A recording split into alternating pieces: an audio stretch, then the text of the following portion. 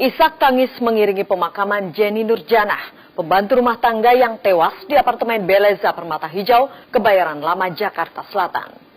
Jenny dihabisi karena telah menghina istri dari lelaki yang diduga kuat menjadi kekasih gelapnya.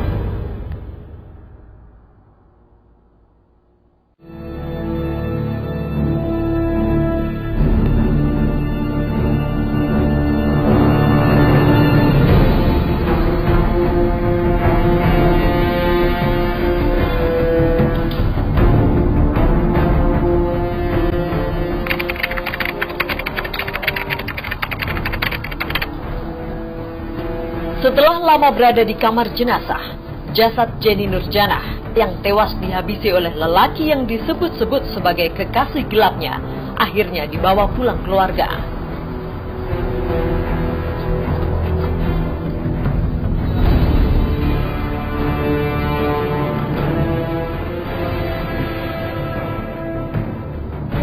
Rencananya Jenny akan dimakamkan di kampung halamannya di Desa Pulung Kencana, Kecamatan Tulang Bawang Tegah, Kabupaten Tulang Bawang Barat.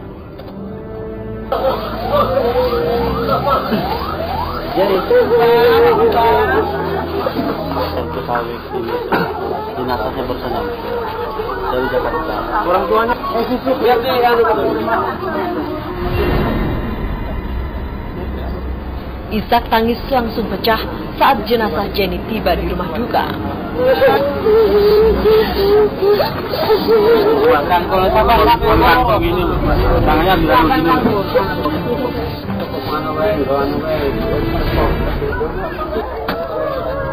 Sanak keluarga memang sudah sebulan lamanya menunggu kedatangan jenazah Jenny Nurjanah.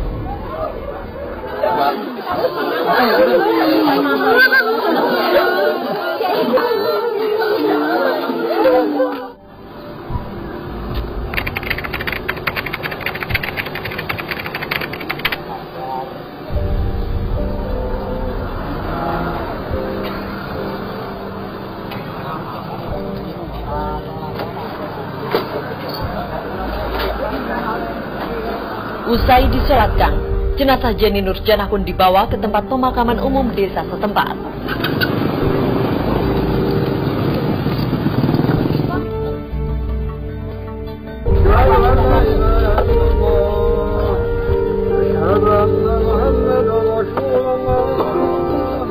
Kesedihan kembali terasa di lokasi pemakaman. Walau hati terasa sakit, namun keluarga pasrah atas kepergian Jenny Nurjanah.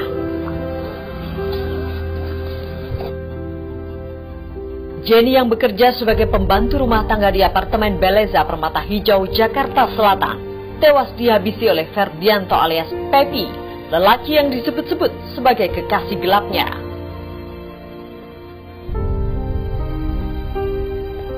Jenny Nurjanah dikenal sebagai pribadi yang ceria dan sangat menyayangi semua keluarga, terutama buah hatinya. Usman, lelaki ini adalah suami Jenny Nurjanah.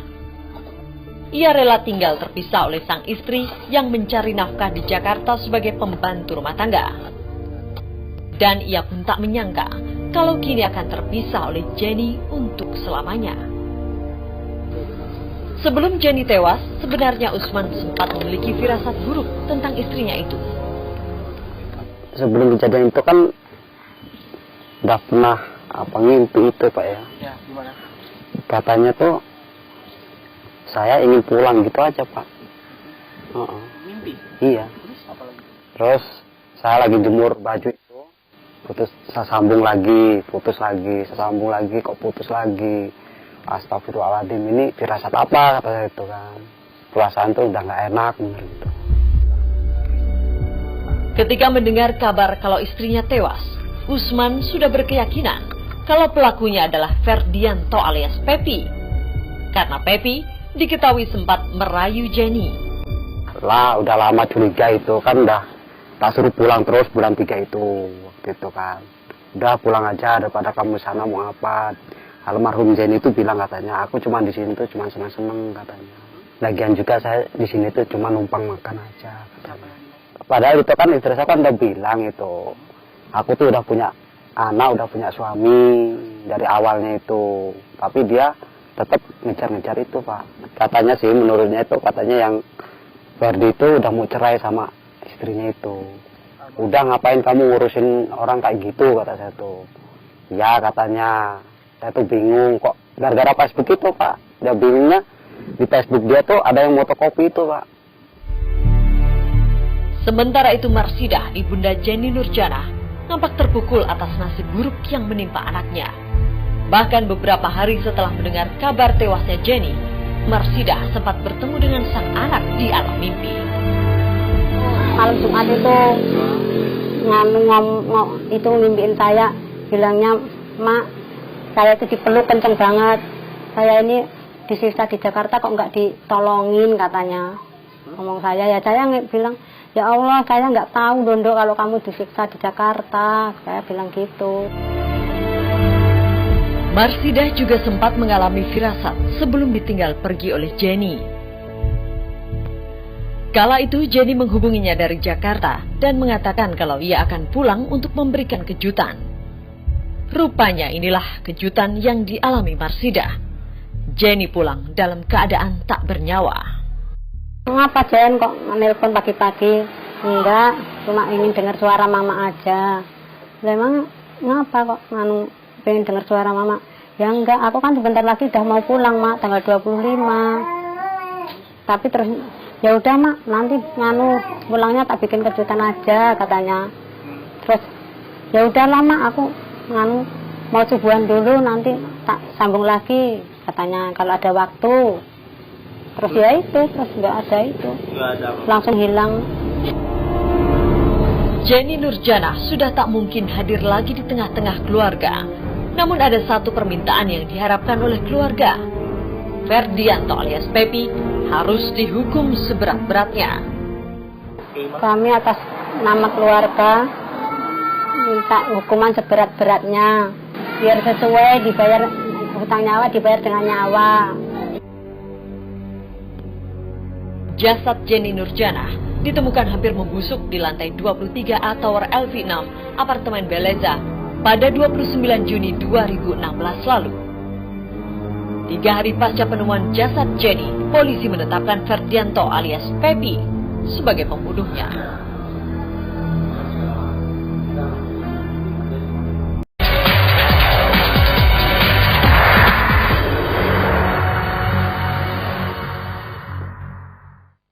Jenny dihabisi di tangga darurat lantai 30 apartemen Beleza. Kemudian jasadnya dibawa dan disimpan di dalam salah satu unit kamar yang berada di lantai 23.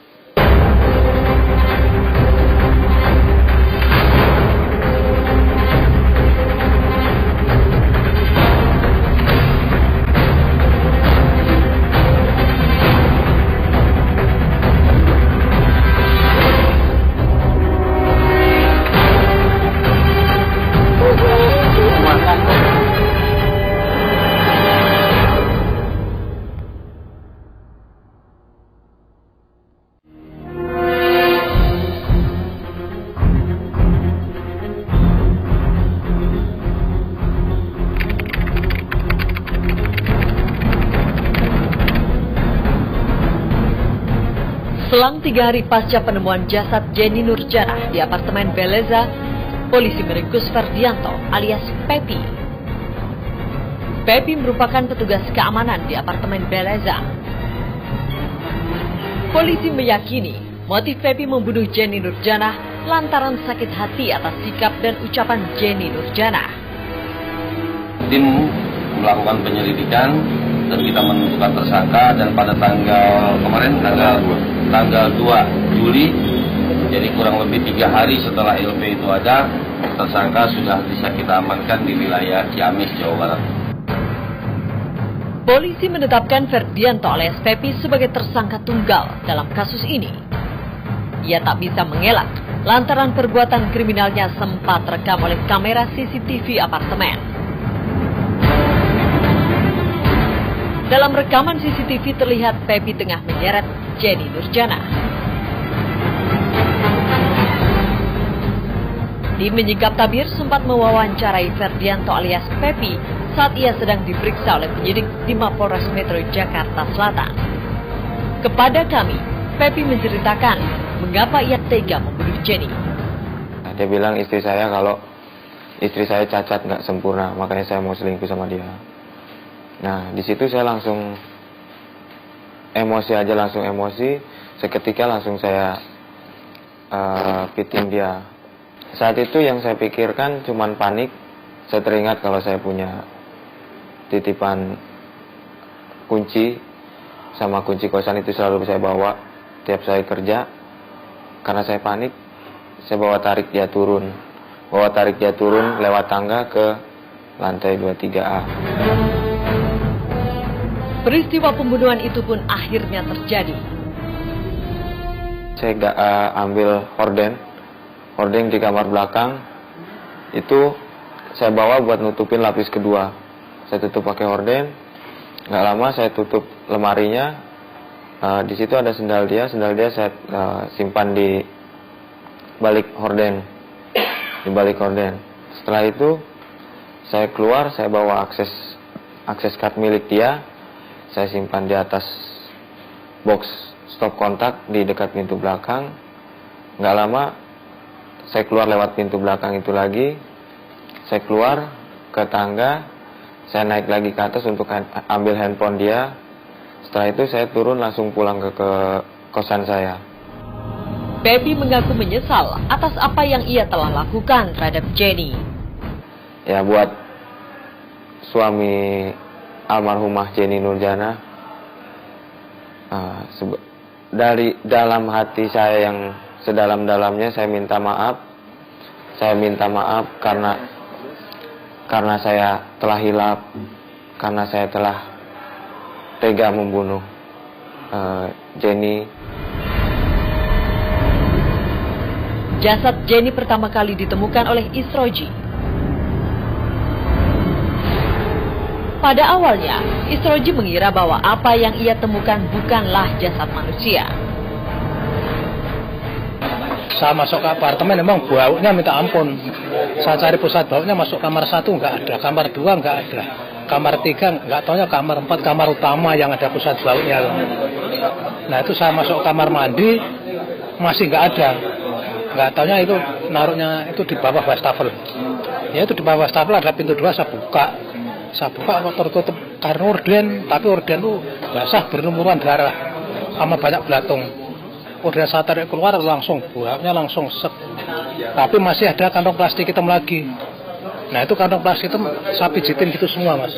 Ini kok empuk-empuk apa? Ini jajangan apa binatang apa orang? Ini saya pijitin semua. Giliran saya curiga kalau itu orang, karena yang di ujung itu ini bunder, kepala bunder. Saya pijitin ini bunder. Wah ini berarti ini kepala orang nih. Saya pijitin. Akhirnya ya udah saya mundur. Saya lapor sama security, sama pengelola apartemen di desa sini. Di ruangan inilah jasad Jenny pertama kali ditemukan. Tepatnya di lantai 23A, Tower LV6, apartemen Beleza, Jakarta Selatan. Di bawah wastafel, ya di sini dimasukkan jenazah tersebut, korban dimasukkan ke dalam sini dan dibungkus oleh plastik hitam dan ditutupi lagi oleh kain. Nah, selama 26 hari setelah itu baru ditemukan oleh penjaga apartemen di sini. Gelap mata yang dialami oleh Ferdianto alias Pepi kini menggiringnya ke dalam jeruji besi penjara. Untuk hubungan asmara, ada dugaan hubungan asmara antara pelaku dengan korban. Pelaku dijerat dengan pasal 338 KUHP, yaitu pasal pembunuhan dengan ancaman pidana 15 tahun penjara. Sakit hati yang dialami Ferdianto alias Pepi sebenarnya bisa diredam kalau saja ia dapat menahan diri dalam menjalin persahabatan dengan Jenny Nurjana. Mengingat Jenny sudah memiliki suami. Begitupun sebaliknya, Ferdianto alias Pepi juga telah memiliki istri. Jika dicermati, dua wanita dalam kasus ini dihabisi lantaran ucapannya yang menyinggung perasaan seorang pria. Jadi berhati-hatilah dalam berlaku dan berucap. Jangan sampai perilaku dan ucapan kita membawa petaka. Demikian menyingkap tabir kali ini. Sampai jumpa.